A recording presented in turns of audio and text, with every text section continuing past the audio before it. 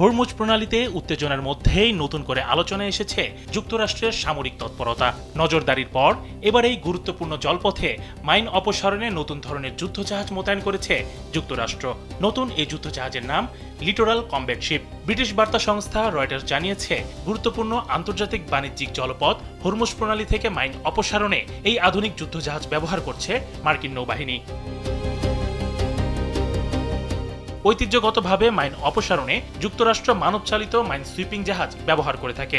জীবন অবাক না করলে কে করবে? 28% মিল্ক ফ্যাটের অবাক করার সাথে ফ্রেশ মিল্ক পাউডার। জীবন অবাক করুক প্রতিদিন। এসব জাহাজ পানির নিচে মাইন শনাক্ত করে তা ধ্বংস করলেও এতে নাবিকদের সরাসরি ঝুঁকিপূর্ণ এলাকায় প্রবেশ করতে হয়। এর ফলে প্রতিটি অভিযানেই থাকে প্রাণঘাতী ঝুঁকি।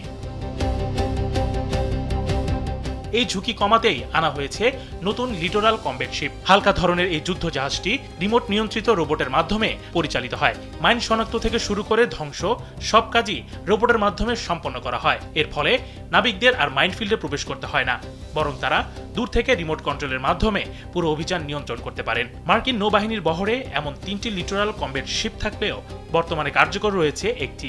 বাকি 2টি জাহাজ মেরামতের জন্য পাঠানো হয়েছে সিঙ্গাপুরে।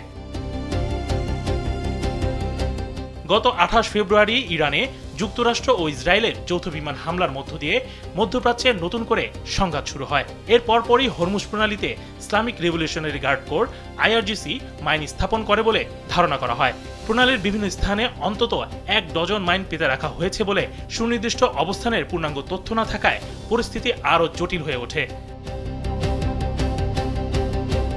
এরই মধ্যে 11 এপ্রিল ইসলামাবাদে যুক্তরাষ্ট্র ও ইরানের প্রতিনিধিদের মধ্যেকার সংলাপ ব্যর্থ হয়। এর পরপরই 12 এপ্রিল হরমুজ প্রণালী ও ইরানের সামরিক বন্দরগুলোতে অবরোধের ঘোষণা দেন মার্কিন প্রেসিডেন্ট। ঘোষণার মাত্র 2 ঘন্টার মধ্যেই সামাজিক যোগাযোগ মাধ্যম এক্সে দেওয়া এক বার্তায় মার্কিন প্রতিরক্ষা বাহিনীর কেন্দ্রীয় কমান্ড সেনকম জানায়, হরমুজ প্রণালী থেকে মাইন অপসারণের কার্যক্রম শুরু করা হয়েছে।